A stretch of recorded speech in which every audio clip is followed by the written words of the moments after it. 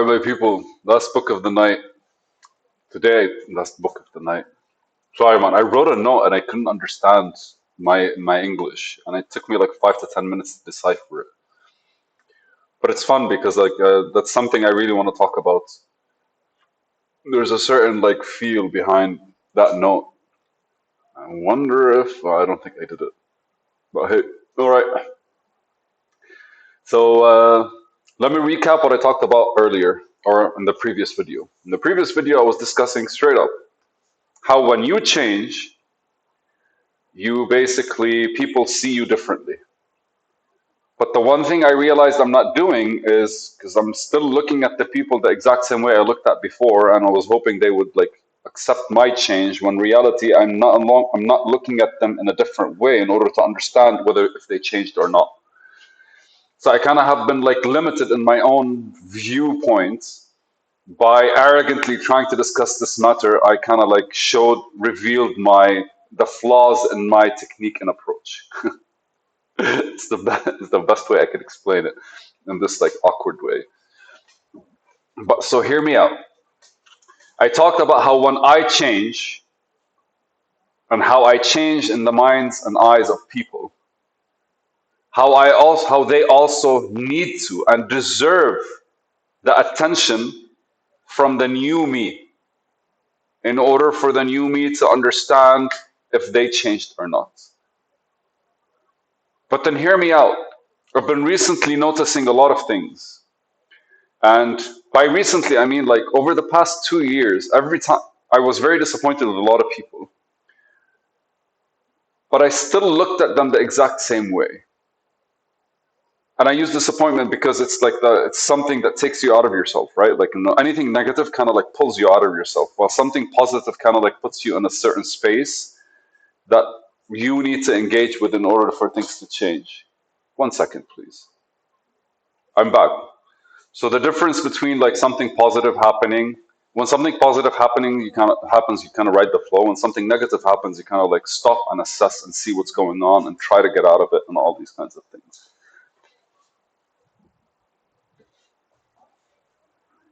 This guy is biting on my stuff. So, anyways, over the past 2 years, when I came back in a very much, I really felt not myself. And I don't know if I feel fully myself right now still, but I'm really proud of what I am right now and the things I've done and the things I just got over, like especially like posting videos online. Like I tried to do that before and then I felt like I kind of like stepped back. It's kind of like a desperate call for something.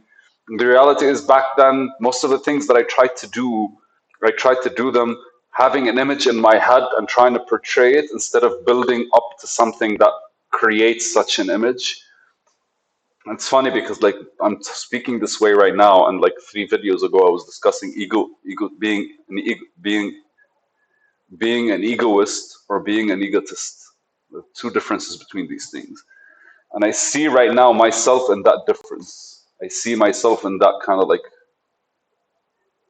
that space between what I was trying to be back then and what I am right now. But so when I look at people, and I'm especially reflecting on the one guy that over the past like that refused to give me my money and basically like the one that I was working with when it comes to the consulting.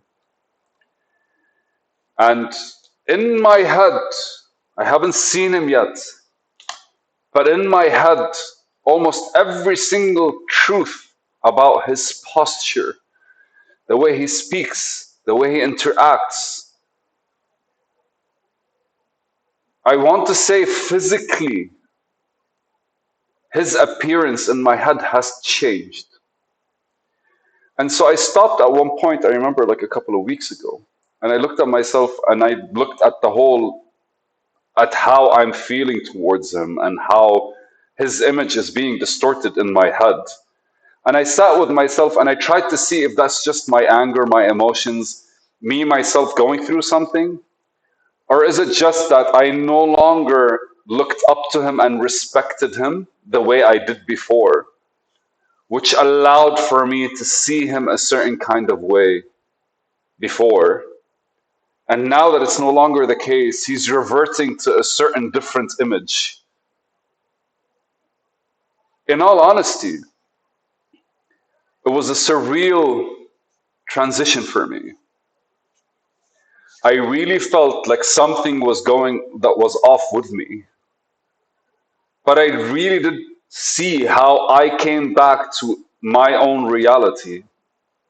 Because when people tell you careful who you trust and don't trust people and all that stuff, the truth is when you trust somebody, you kind of let go and you hope and you rely that they can take care of the things that they take care of and you can be fully yourself. And here's the thing, like you always need to be yourself, but to be fully yourself and let go of anything that could possibly happen, especially when dealing with people, like we're not talking physical like issues, we're not talking about life-threatening issues. We're talking you're completely being honest and true about your character with somebody that you think would do the same. And then when you don't, the first thing that changes is them in your eyes. And it was a physical change, a physical way of how the way he looked changed in my head. And he's always looked that way, but I am perceiving him differently. The same way with the one before that, the one that prompted this, because I was starting this in order to, when I started this when I was like entering the e-commerce phase and learning and reading about these kinds of things and online marketing and media and like building structures. I find myself right now smitten by this kind of like epiphany of sorts. Like as people change in your eye, they force you to change as well. When they do something that makes them look bigger or smaller in your eye, that's a physical observation. Because let's face it, your eye doesn't look at reality, it constructs what reality is in your head. Because I'm not seeing what's in front of me, I'm building an image of what's in front of me in my head. Right? So any individual, any person I meet, any person I speak to, is literally built in my head the way I see it, is constructed by how I see them and how I feel towards them and how I understand them or think I understand them. All of these, even my own biases, are involved in that process. And so as for me, I can't express how heavy it is. Just accept that the way people are not the way I saw them to be. The way people are not the way I actually created them and I actually like involved myself in them. There's a certain beauty about this, right? Because we really are the constructors of our reality. And if there's somebody in our reality that we trust, suddenly they're constructed in a different way. And if there's somebody we don't trust, they're constructed in a different way. And I think the primitive approach to this would be like, no, I don't know this person, I don't trust this person, put it to the side.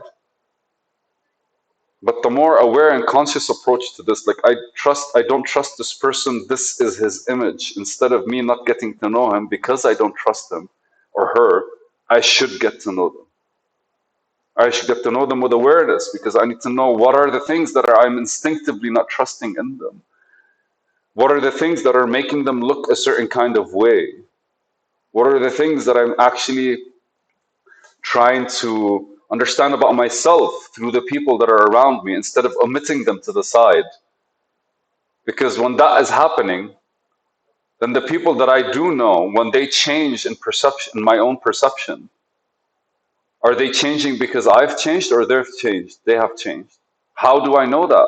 How would I gauge the difference without like an actual like proper setup? And I think that's what happened because when I was in Africa and in Liberia, and I realized that a lot of the people around me are not really people that, when I think I'm being cool with you and I'm being honest with you, and They just have they just have an alternate kind of like, it's funny. They're looking at you in a completely different way than what you think you're revealing. And then when you realize that, you kind of like look at them and see what the fuck is wrong with them or what the hell's going on.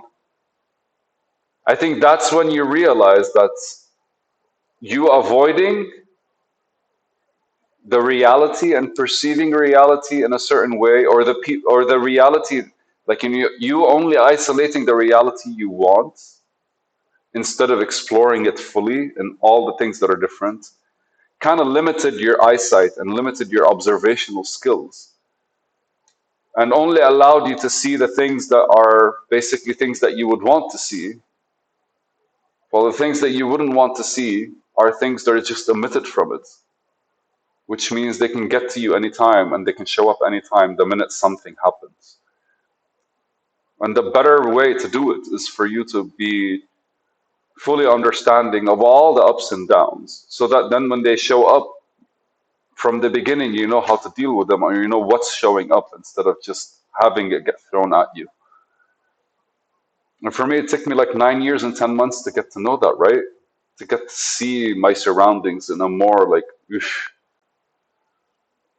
Now, most of the people I know are beautiful people, but some of them kind of like crept up on me. Life, right? You never know what happens. And here, this is one of those like intense lessons that I'm kind of like exploring at a deeper level like right now.